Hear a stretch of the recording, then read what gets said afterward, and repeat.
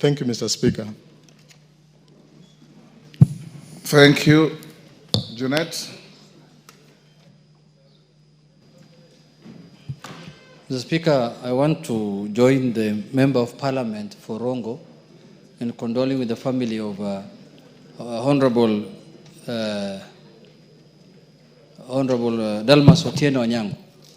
Mr. Speaker, we come from the same county with Honorable Dalmas, and we served together one term in Parliament, in the 11th Parliament. And Mr. Speaker, that is a man who had a very distinguished career in public service. Mr. Speaker, and he was one of the most astute politicians that this country has produced. Mr. Speaker, he was the Member of Parliament, I think, for Rongo for, I think, 3 or 4 terms. And I'm sure you have served with him also in Parliament, and I'm sure he was your friend. Mr. Speaker, he was a very friendly person. I remember a famous speech of his that he made in this house in the year 2015 or 14. I can't remember the exact date. I was also in Parliament. And he spoke about being an insider, an outsider, and again an insider, in power and outside power, Mr. Speaker. And it was very hilarious.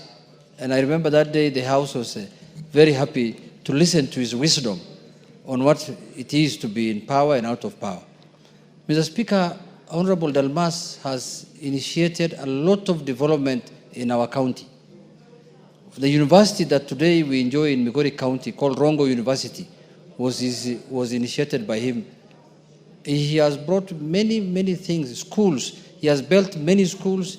He has built many hospitals. He has done a lot of tarmac road. Mr. Speaker, that is one of the people that Migori people used to look up to all the time until when he stopped representing them.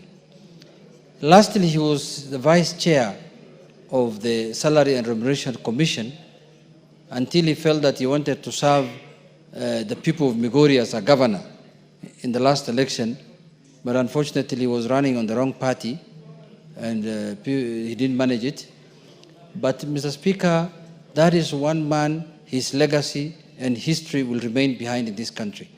So, Mr. Speaker, I want to urge my colleagues to join us.